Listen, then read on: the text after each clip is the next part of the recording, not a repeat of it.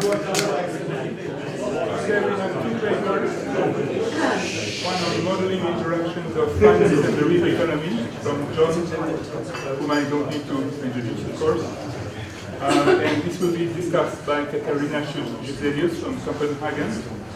And thereafter we'll have a paper on endogenous dynamics of markets by Jean-Philippe Bouchot from Paris. And the discussion will be Professor Palmer from Santa Fe Institute and Oxford. So please go. And thanks for inviting me to this place and to chairing this session. That's a great pleasure. Wonderful to have you. Well, let me just say that the scheduled discussant is in Rome taking care of her sick mother, and she informed us on Saturday night of this fact. So we've had to scramble to put on an alternative. And Katerina has very kindly agreed to step into the breach for this part of it. But the other bit I'm going to handle myself by telling you some of the traditional criticisms of this work. Anyway. Right. Interactions between the financial sector and the real economy. The focus in this paper is on households. So it's about the household financial accelerator, if you like. But it also has some long-term aims. The secular decline in the US saving rate is a key long-term issue that this paper helps to understand. Understanding the potential financial stability is another contribution. Also, how do we interpret data on the growth of credit, money, and asset prices? It's something central banks have been very interested in for many, many decades. And I think this paper actually throws a lot of light on how to interpret those kinds of data. And then finally, how do we handle major evolutionary structural change in econometric modeling? The credit revolution that's taken place in the US and the whole system, when you compare, let's say, 1948 with now, the financial markets, the credit markets in the US are just radically different from what they were in 1948. So, major structural change. So, looking at the long run, the rise in the consumption to income ratio and the rise in the debt to income ratio, two long run features of the US data, which are illustrated here. And our aim is to explain those, or at least to explain some of the processes that lead to those results. Now, of course, thinking back to history of economic thought, the financial sector real economy linkages been around for a very, very long time as an issue for economists to address. The monetarists had their view. It was, for a time, a very fashionable view, partly because it was very simple. Money supply drives inflation and also the business cycle. But at the same time, in fact, even earlier, there was the alternative view from the Tobin school, the Yale school, in which portfolios of multiple assets were emphasized. A much more complex view of financial sector real economy linkages. Now, monetarism failed. It was tried in policy terms and failed. And then, instead of going back to the Tobin view, the discussion moved on to real business cycles, where money and credit play no role at all. And it's the real economy that drives the financial sector, essentially with no feedbacks. Well, as we know, the global financial crisis has discredited this kind of view. So, let's think back to Tobin 68, 69 on the interactions of finance and the real economy. How did Tobin look at this? Well, the key linkage in Tobin's view in those papers was via investment. So the yield on equities is a key component of the vector of interest rates. That depends on the economy's portfolio composition, on policy instruments, productivity shocks, and so on. And in their work, they emphasized the accounting consistency of the financial balance sheet.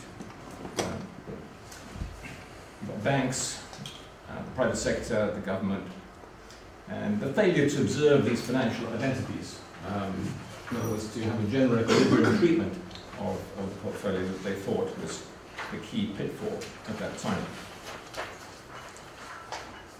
Now, in some of their other work, they also focused on the credit channel and on introducing households. So the earlier work by Tobin and Reynard had effectively formalized, not in quite the way that we do it now, but it formalized the bank lending or credit channel of monetary transmission, anticipating Bernanke and Blinder and Bernanke and Gottler. In their 71 paper, Tobin and Dalder analysed monetary transmission and wealth effects on consumption in a quite a complicated micro-founded model with credit constraints, where households face an external finance premium, so interest rates on loans exceed those on assets. But in their model, there's still no mortgages or housing. But at least heterogeneity, a more interesting treatment of the budget constraint with other quantity constraints mattering was an important feature of that. Now, one implication of that kind of work is that the idea of a single wealth constraint applying to all households really was not an appropriate way of modeling household behavior. Backus and Purvis, in their 1980 paper, analyzed the US flow of funds data for households in the complete systems approach, and did not make the mistake of assuming that there was a net wealth constraint that applied to the household sector. In fact, one of their key points is that the disaggregated portfolio of assets and the debt matters to model consumption. So, going on to the current set of circumstances, and building on work that I've done with many co-authors, I think the three basic pitfalls in financial modelling are probably not the ones that Tobin emphasised, but they're the ones that arise from the structural changes in the financial system, which have been huge, the endogeneity of asset prices, and of course, the treatment of uncertainty and expectations.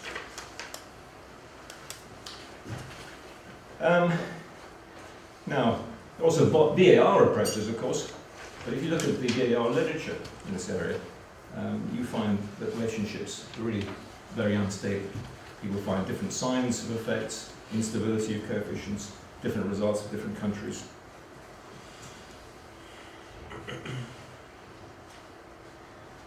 Well, of course, after the real business cycle models, micro-founded DSG came along with new Keynesian properties and so on. And this flow of funds, complete systems approach really faded. There are very few papers, one of them is Blake. However, much more recently, particularly after the global financial crisis, flow of funds have come back on the agenda, and they're now a major area of research by central banks. Bernhard Winkler this afternoon will talk about ECB and Eurozone efforts in improving the flow of funds in order to learn from the flow of funds about these real economy financial sector interactions. So, as I said earlier, in the traditional DSG models, the financial sector was the tail, and the dog was the real economy, and in the global financial crisis, really, the reverse held. Okay, so I said structural change is a really key issue.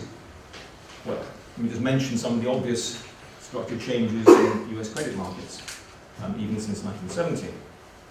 The spread in credit card ownership and installment credit, the creation of the government-sponsored enterprises, Fannie Mae, Freddie Mac, and so on. Huge technological change, falling IT costs, transformed payment and credit screening systems, and then the expansion of subprime mortgages in the 2000s. Various kinds of deregulations, interest rate ceilings lifted in the early 80s, deregulations of banks and investment banks, financial innovation in the form of private label securitization backed by credit default obligations and swaps. And of course the politics, political economy of all this, we just talked about yesterday.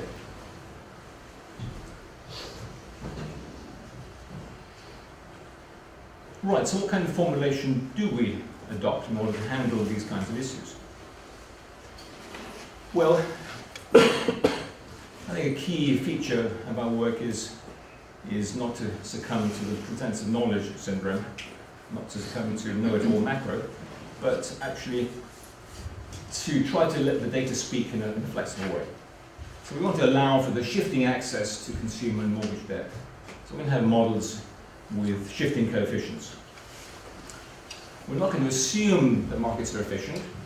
They might be, but let the data speak. Let's see whether the data support efficient market hypothesis.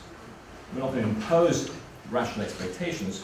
Instead, we're going to use the University of Michigan survey of consumer expectations in order to model the key feature, permanent income, one of the main ingredients of modern models of consumption. And of course, it's key in our work that asset prices are not just indicators of expectations, they also play a causal role in the system. And consumers are not assumed to be rational and temporal optimizers.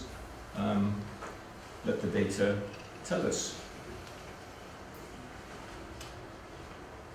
So what are some of the key results that come out of this?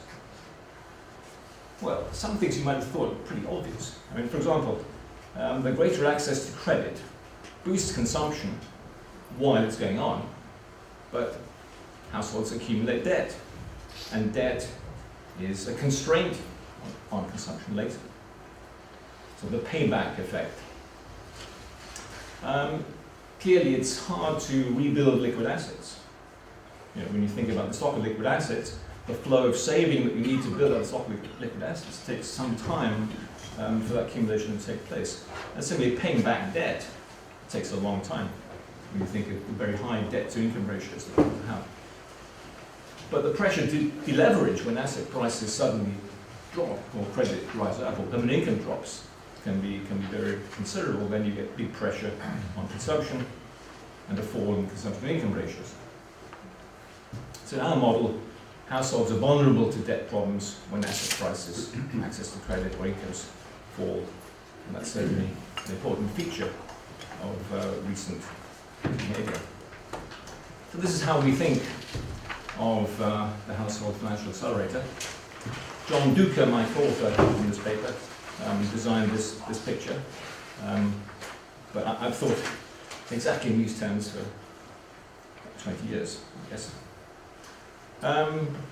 You know, we have a mortgage housing crisis has an impact on the housing market.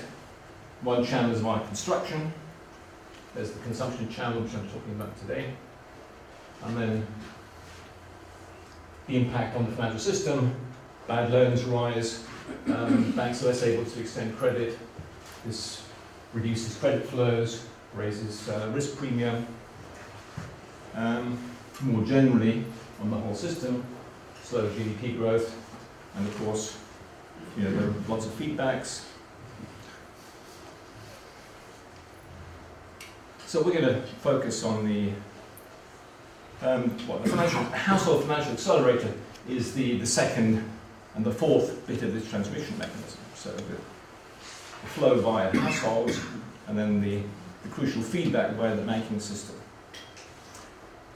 So to model the second channel, what we're going to do is estimate a system of equations for consumer spending, the mortgage refinance rate, equity withdrawal, mortgage debt, and house prices. The system of equations has a number of positive features. One of them is, of course, that we endogenize many of the things that affect consumption. So if households make consumption decisions conditional on portfolios, asset prices, and so on, we need to endogenize those in order to be able to tell stories about how the feedback mechanisms and the shocks work. The other thing is that because credit conditions are so hard to observe directly, we can use a latent variable approach to identify them, and having multiple equations where the same credit indicator appears in all the equations provides you with a lot of identifying restrictions that allow you to estimate this latent variable. So we call this the latent interactive variable equation system, because the latent variable is not just an intercept effect for each variable, it interacts with things like housing wealth or interest rates or income expectations or a number of things that economic theory suggests it should be that. So there's a latent variable in our model, but there's also very important exploitation of the Fed's Senior Loan Officer Survey, which has been tracking consumer credit data since 1966. You're asking banks, have you tightened conditions for consumer credit in the last quarter? And so from that survey we can construct a very interesting indicator of credit conditions, which is also part of our model. So the solved-out consumption function is a key ingredient of the system of equations. We have to modify, however, the Friedman and the Modigliani permanent income model.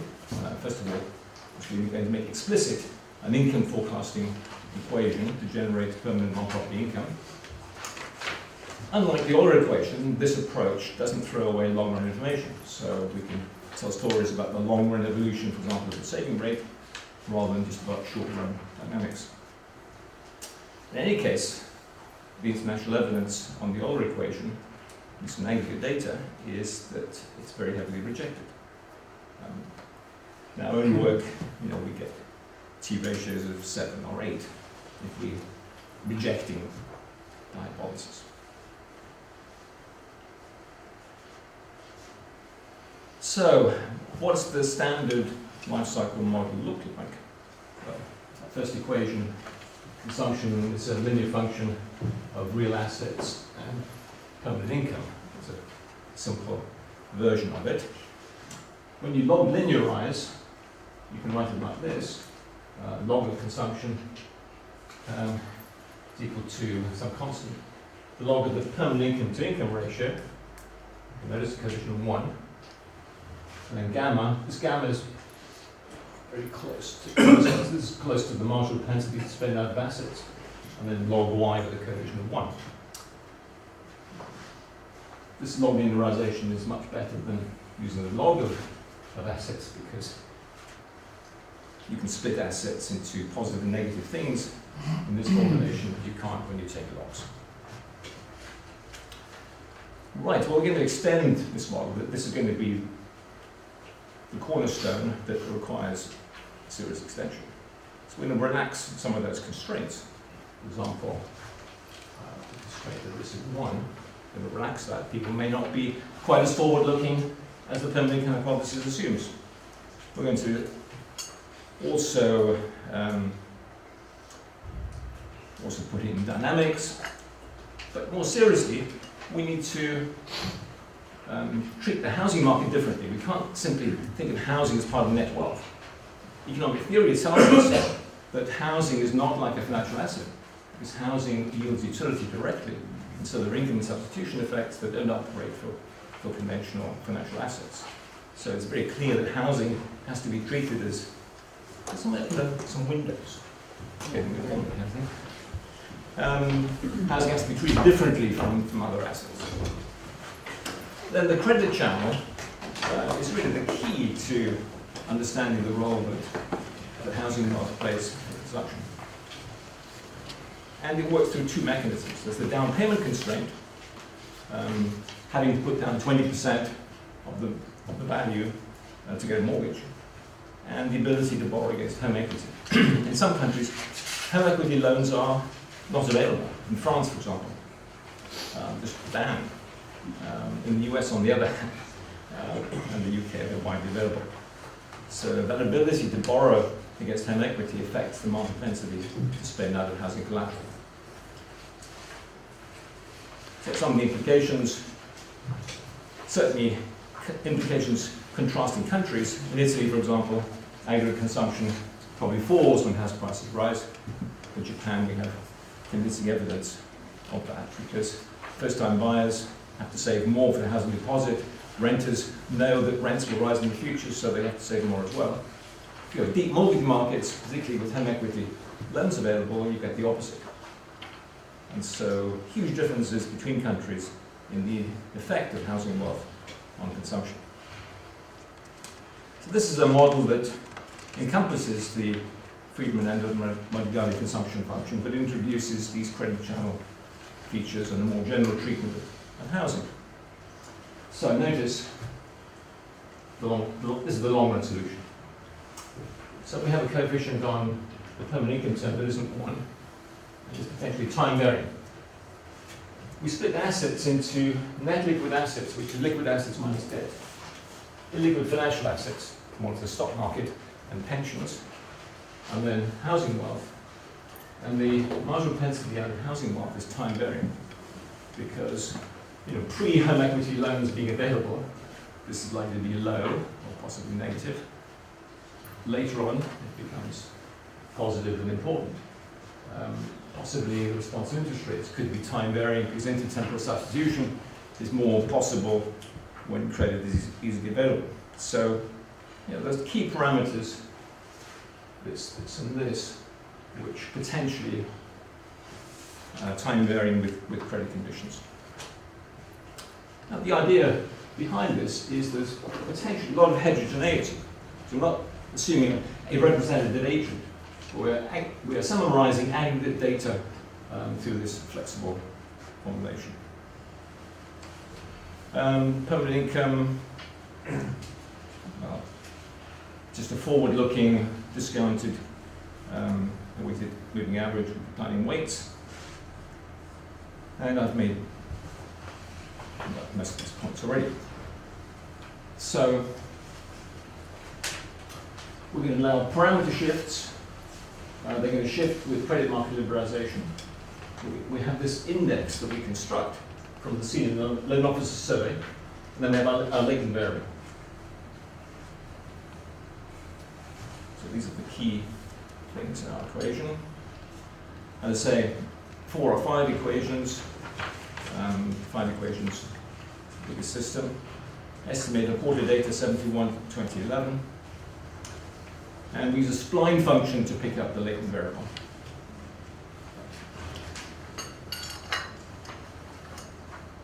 Well, this is what the marginal propensity to spend out of housing wealth looks like, estimated by our model.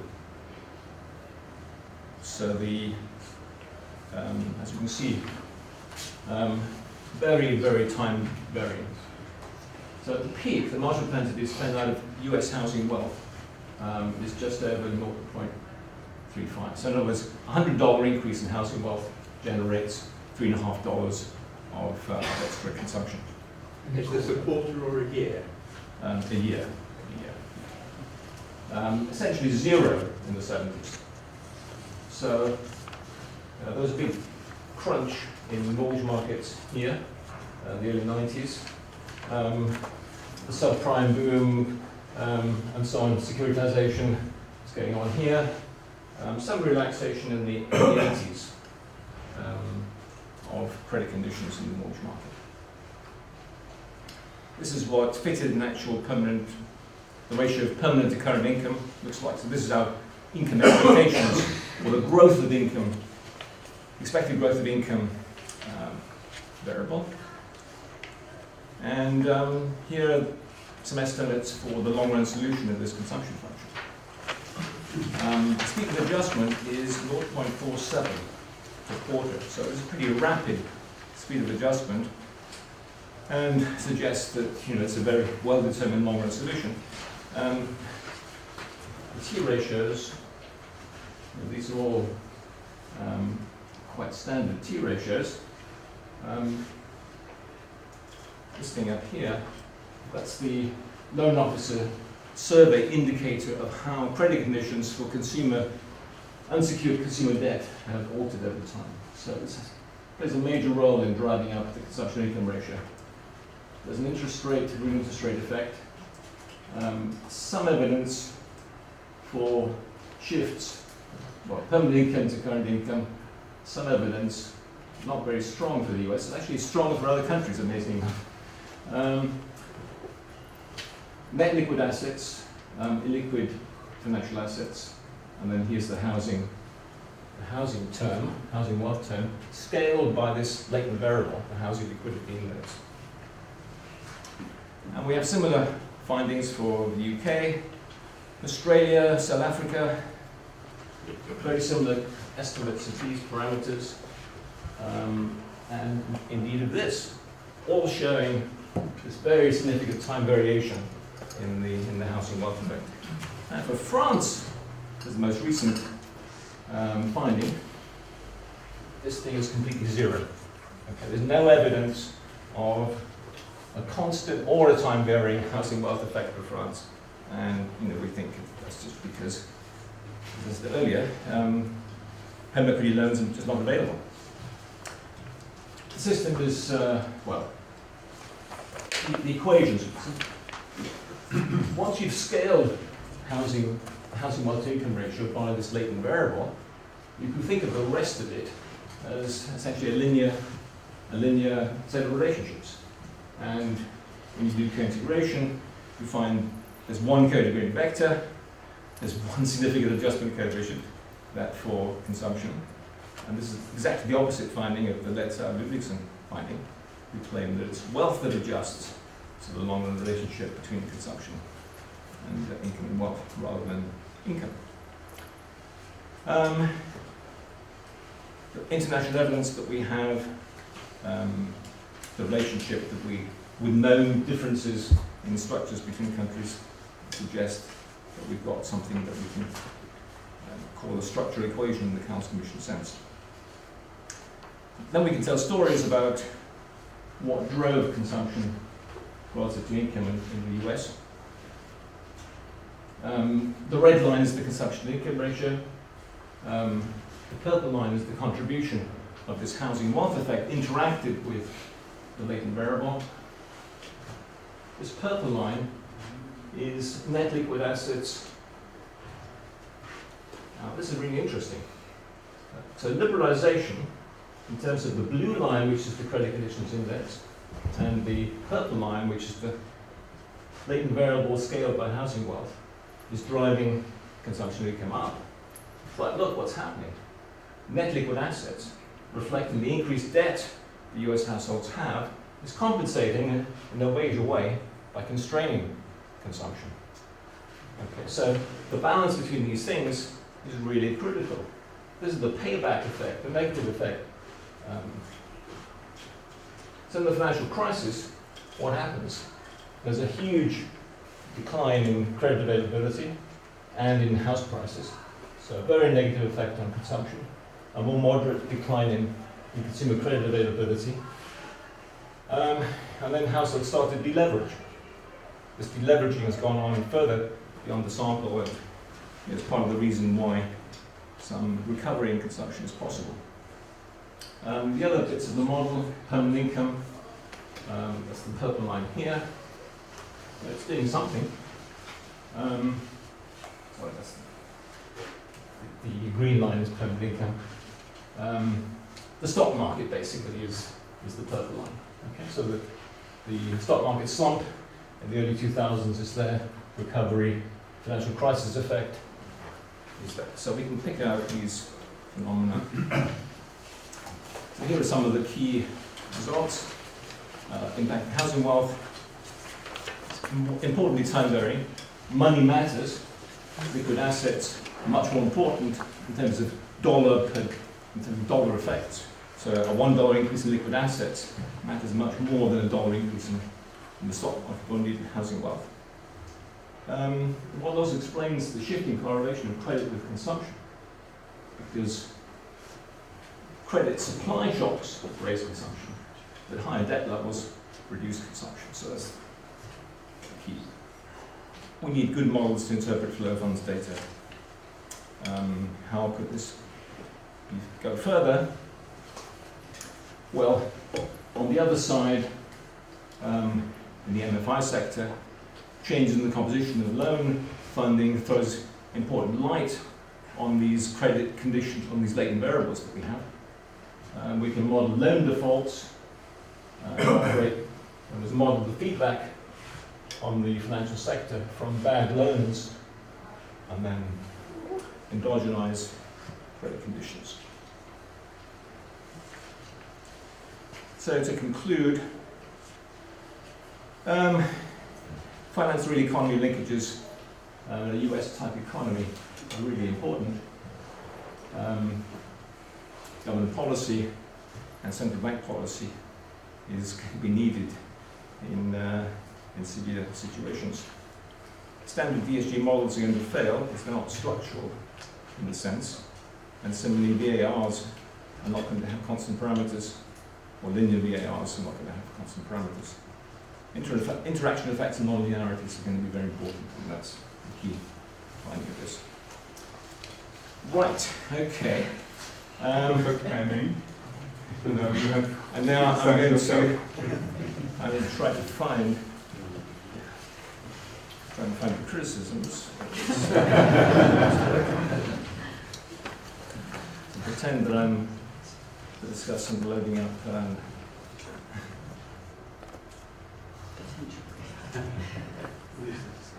None there. None there. Okay. Right. I mean, some of you will have thought of these things already.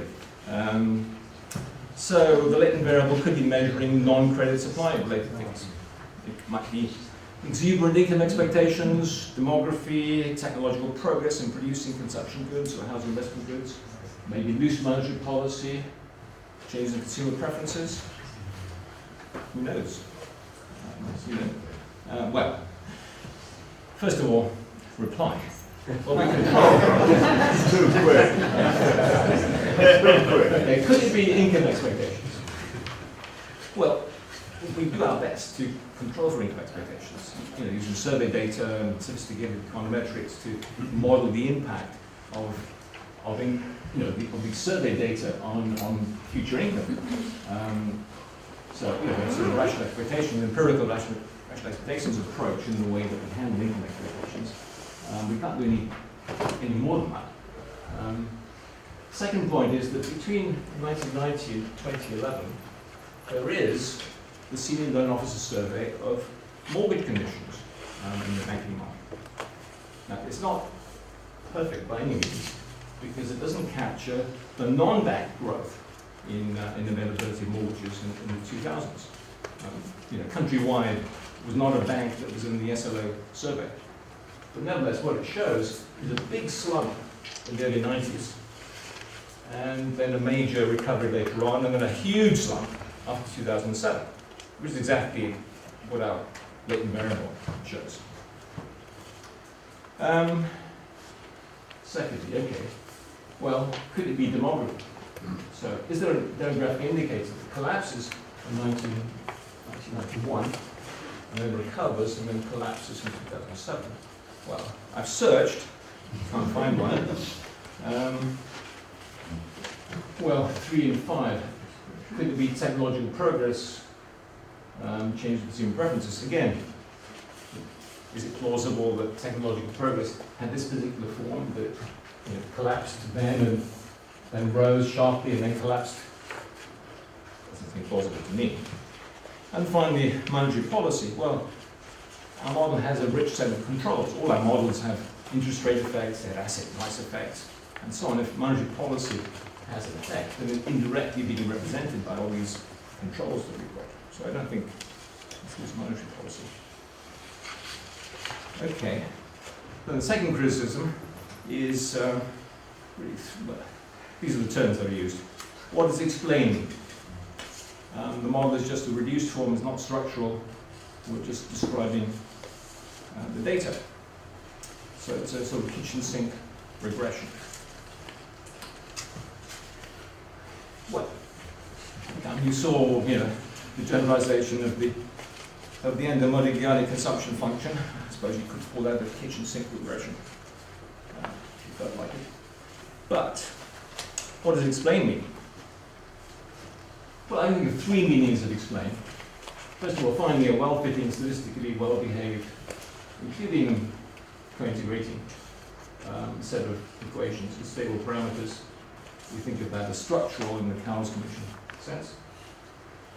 Economic interpretive parameters, you can compare across time and across countries. And then interpretations for policy. We haven't got a complete system, but it's part of what a complete system should look like. But we do endogenize house prices, mortgage debt, income expectations, so we can trace the effect of credit shocks through these and separate direct effects from indirect effects. And that throws a lot of light on policy. In fact, listening to Ben Bernanke's most recent FOM speech, I thought, maybe he's been reading this. It was so close. Think of what these ABNS purchases are doing. They're having an impact on interest rates, so mortgage rates are being affected. Has an impact on asset prices, on house prices. But also, they improve credit flows to the mortgage market. So he's trying very much to essentially make our latent variable recover. Latent variable has fallen a great deal. Credit conditions in the mortgage market become very tight. He wants to loosen that. He wants to shift that credit constraint upwards. So this dual role seems to be very much in line with empirical work.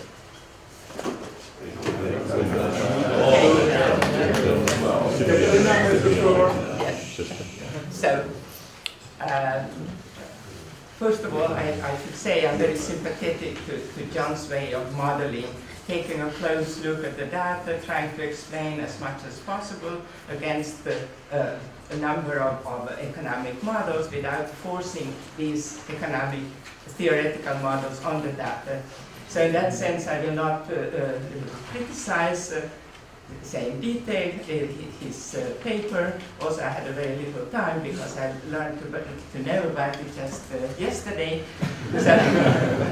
So I will now take a broad view and say how could we possibly continue from here? How can we improve this approach? And I will discuss primarily what I have seen in the data, which has worried me for very, very long periods. There are more persistence in economic data than standard economic theories can explain. And this persistence seems to be associated with financial market behavior. You see it in stock prices, you see it in house prices, you see it in nominal exchange rate, in nominal interest rates, and so on. And it has strong feedback effects on the real economy and, for example, on consumption. And I will show you with some graphs what I mean with this kind of persistence. This is now, the blue line here is consumer prices in Denmark, and the red one is house prices. And you can see it has always, house prices always moved kind of cycles around consumer prices, but then from 1995, there are something which is really very different. I mean, an enormous deviation from previous benchmark values. And the takeoff here was that the government in Denmark introduced mortgage-free house loans. And that really made the bubble. But thinking that, this is something that we just have experienced very recently is also wrong, because this is out from Finland. They had a similar housing bubble released in the end of the 90s, and you can see the take off there, where the house prices increased a lot, and then the bubble, and that was also an enormous consumption boom, and then the drop, and you can see the effect of unemployment. It has strong real effects on every time you have this kind of behavior, and I will claim that this takeoff was essentially the effect of deregulating credit, because that really caused an enormous increase in housing demand and in aggregate demand generally, in consumption and so on. There are more illustrations of this persistence I have been looking at. This is a graph from 1950 until 2007 approximately, and it is US stock prices relative to gross national income. The log scale is log, so from -3 to -2 means 100%. So you can see here enormous swings in the economy, and essentially you can see two, super bubbles, And around that, you can see shorter bubbles or cycles of they last, say, 10 to 15 years or something like that. And you can easily also see the IT bubble here at the end. And I think this is part of the reason also why we have all these, say, it has the feedback effects on the real economy. It's very easy to understand the first bubble because it was after the Second World War, and it was building up of Europe after the war.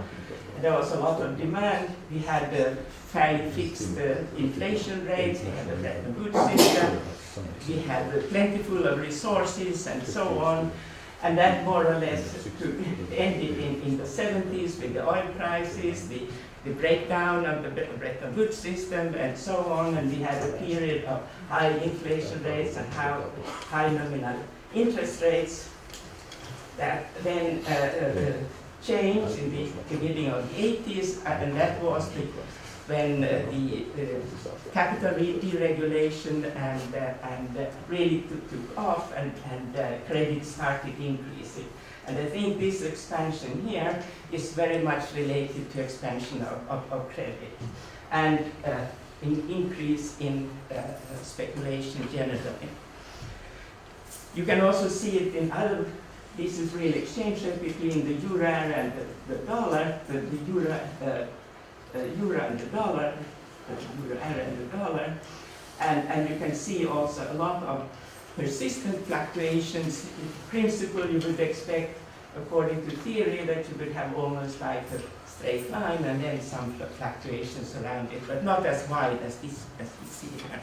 Also, that can be seen in the interest rates, similar, very, very persistent movements, and this is the real interest rate. So why are standard economic models not able to spot these imbalances? Because they are obviously very, very large. And I think I would say that we have been blinded partly by the rational expectations hypothesis and the representative agent hypothesis, because they essentially imply that markets are adjusting towards equilibrium. Not always very fast. I mean, I know that you can easily explain also slow adjustment, but I would say that these movements, it's not that sufficient to have a slow adjustment. You have a slow coefficient, so to say. You need something which, you need something that explains this self-reinforcing behavior. And that means that you need what I would call equilibrium increasing behavior, combined with finally equilibrium correcting behavior. But you need these two forces in order to really capture these enormous swings we see in the economic data. And of course, and I think in order to really understand these, we need to account for uncertainty rather than insurable risk. We also need to have insurable risk, but we also need to allow for 90 and uncertainty in our models. And I have myself been working with imperfect knowledge economics models and think that they are at least try to address this problem. I'm not should not say we have solved it in any way, but at least we are trying to address this kind of from an economic from a theory point of view also. So I think generally the standard assumptions will somehow assume that financial deregulation improves efficiency and growth, and I think the actual consequences have been a strong increase in speculation, inequality, and credit expansion and indebtedness. And these are all things that I think are somehow explaining your latent variables in your model. Just one picture, which is not exactly related to this, but it says something about that. Something about what has happened in this period. This is the return on equity in UK and you can see up to the 70s approximately the average return was something like, say, 6-7%. Since then we are up to 22. And there is something in these figures that indicate that something is really wrong, because we have a real economy that grows with 2% approximately on average, and it's very hard to, for me at least, and I would be very, very pleased if somebody could explain these figures for me. So, the final, more or less the final slide now comment. We also need to account for psychological effects of consumption behavior, because over this period inequality has been rocketing. And then all research on happiness shows that happiness is a function of absolute and relative income. And then you will see that credit finance consumption compensates for increasing inequality.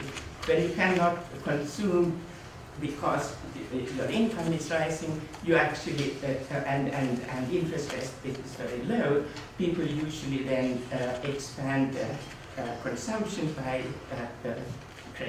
taking credit.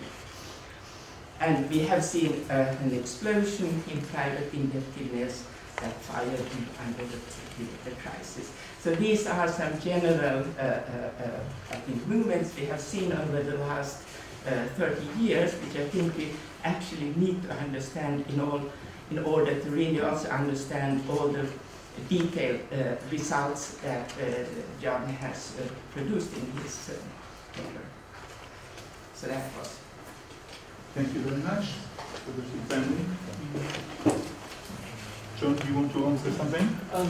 No, thanks very much, Katrina. I agree entirely, I think. Okay. So first question. Thank you. I would say, John, thank you very much for that, and Katerina for the comment, because I listened yesterday in sort of mounting disbelief as the conversation in the room seemed to be saying that DSGE models needed a bit of modification, but it was basically fine, which seems sort of willful complacency in the light of the crisis. So thank you for that. Thank you for showing data, which we didn't see all that much of yesterday either. The question is about market structure and changes like the increasing scale of banks, concentration ratios in different markets and sub-markets, cross-border offers, and the sort of manic competition that happened on a competitive fringe.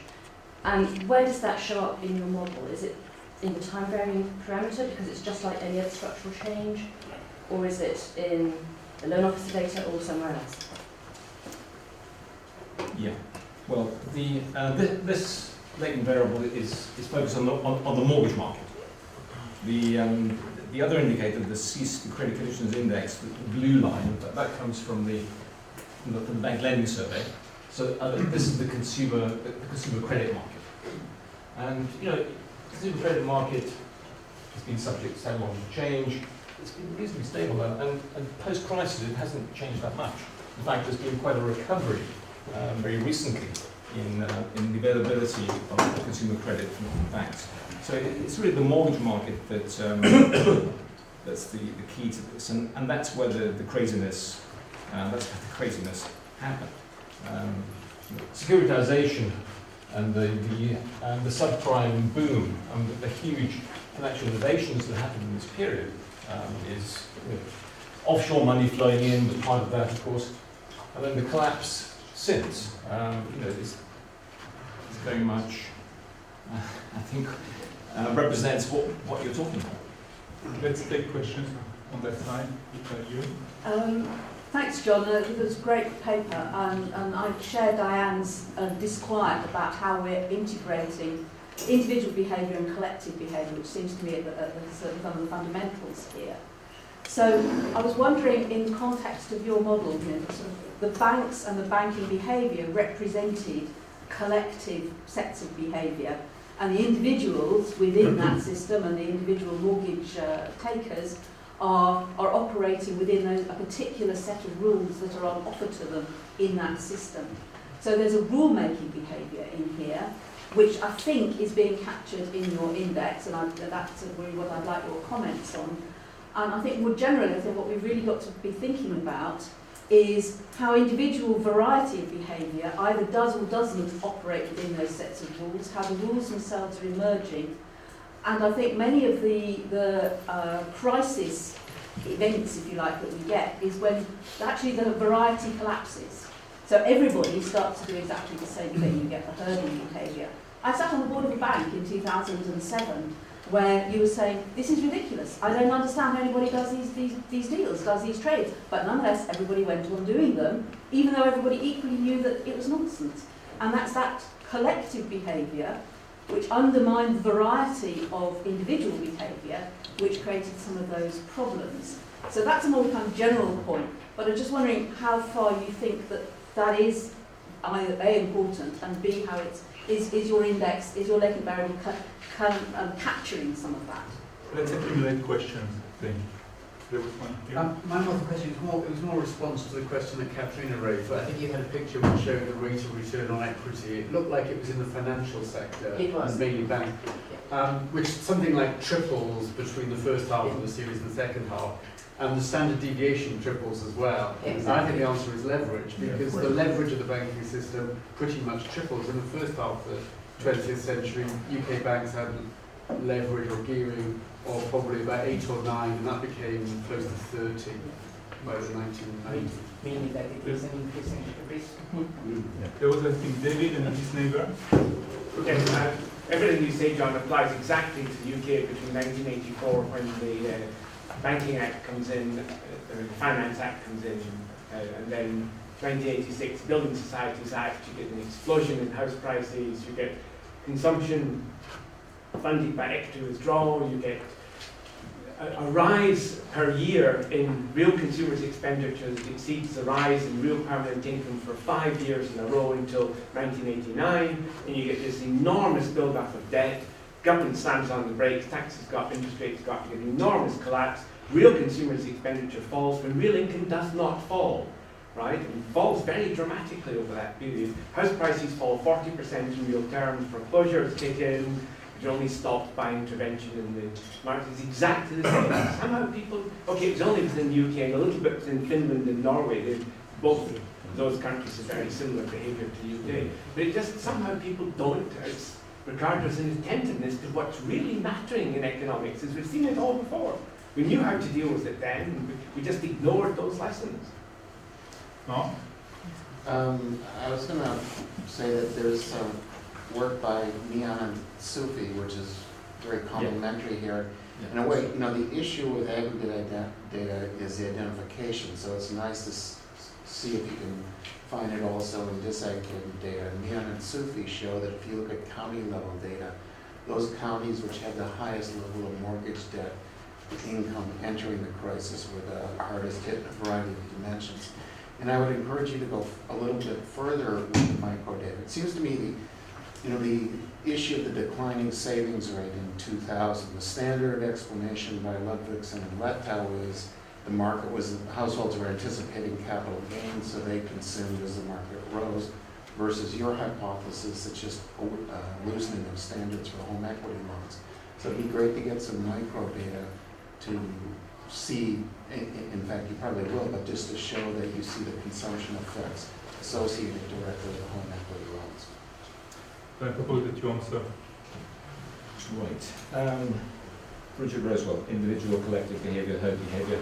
Well, Ricardo threw some light on some of these herding mechanisms yesterday, but you know, I mean, you're right. Herding behaviour, particularly by banks, is something that's been written about for a long time. It's just one of those psychological features of behaviour. When you think about the asymmetric risks that people face, it helps to explain herding behaviour. David's point about the UK, well, of course, I started doing all this work on the UK in the first place. So, you know, quite a lot of these insights actually originated by studying the UK data and trying to understand what's going on.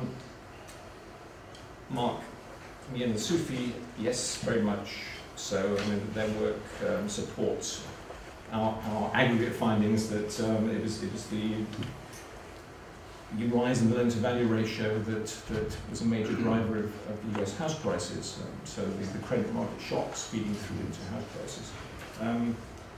There's a paper coming out in RE Stat that a guy in Boston Fed, whose name I've forgotten, who actually uses the microdata to look at these effects and finds comparable credit collateral effects. So housing collateral, when housing collateral rises, that has an impact on consumption. There are a variety of micro studies that are very much in line with these housing collateral effects on data from Denmark, for example, microdata from Denmark and other countries. Very good. Thank you very much. One last one. Could I make a couple of observations, please? I'm very impressed by this work.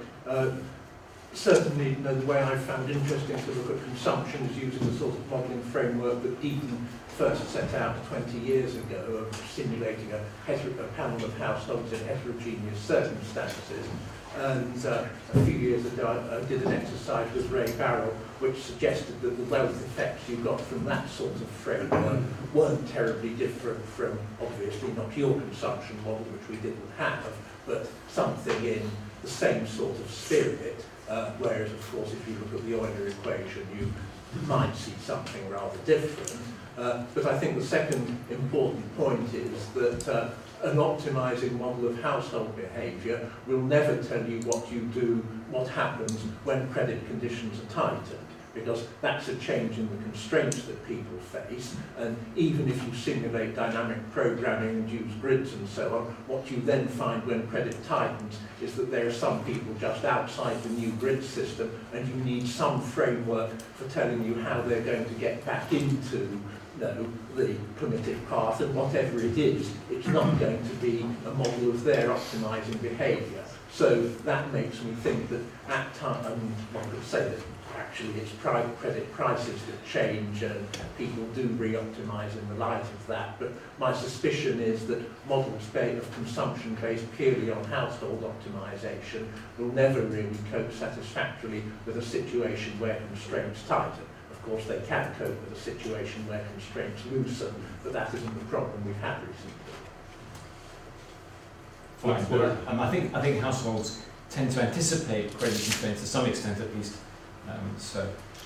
But you're right. I mean, credit constraints and how households behave when credit constraints bite or expected to bite. That's a very important part of household behavior.